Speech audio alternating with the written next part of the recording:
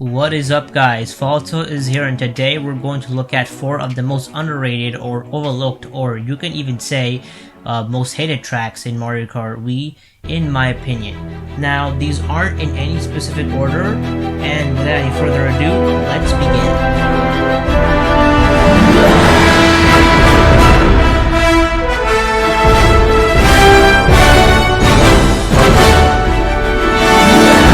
The first track we will look at is Luigi Circuit. This track is one of the least liked track in the game, and that can be seen when I did my favorite track poll because it came in last. Now, the reason why people tend to hate this track is because of its design. It's too basic and the track is extremely luck based. But here's the thing, last time I checked, Mario Kart is supposed to be luck based. And also, this game punishes you to be good at the game because of the blue shell. However, this is not true on all tracks. There are some skill-based tracks like Rainbow Road, etc., but this is not one of them. So on this track, if I were you and playing this track, I would just chill out and not care about skill and just play for fun and hope you get lucky. Now, the basic design can also be forgiven as this is the first track, and in the history of Mario Kart, the first track of the game has generally been very basic, so that's fine by me, and I don't think that should be a reason why people should hate this track, to be honest. Second, we have Dry Ruins, where this track can be a little bit tricky to newcomers as it's mostly on sand, so that off-road stat can come in very handy. Now, one of the reasons why people tend to not like this track is because of the pokies, another reason is of the sand, and another reason is it's just like a very front-run track, and that's not what Mario Kart is all about. Mario Kart is all about luck-based track. Now, I know this contradicts what we said for Luigi Circuit, and people just don't agree on multiple things, so I had to include this one as well for the opposite reason, which is kind of ironic, but anyways, yeah. So in order for you to get good at this track, I would just practice the track and front run, because even Troy says that if you front run, you will definitely win on this track. Third, we have Sherbet Land. This track, nobody that I know likes this track. Even I personally don't like this track. But want to know why everyone hates this track? Well, it's because the track is all on ice, and that means that it's very slippery, and it's slippery like WD-40.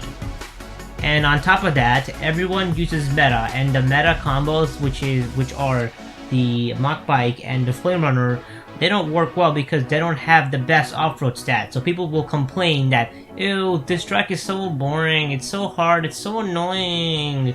And the truth is that this track is supposed to be hard. Like, Nintendo has made this track to actually be one of the hardest tracks they've made.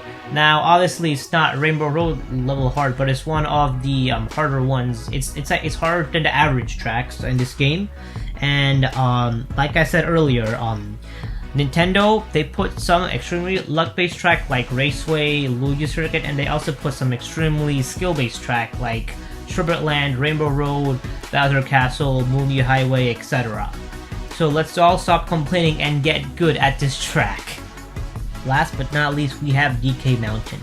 This track, I'll admit, I too used to not like it and I overlooked it, but now my opinions have changed, and now I started liking this track a lot, and you'll see why in a second.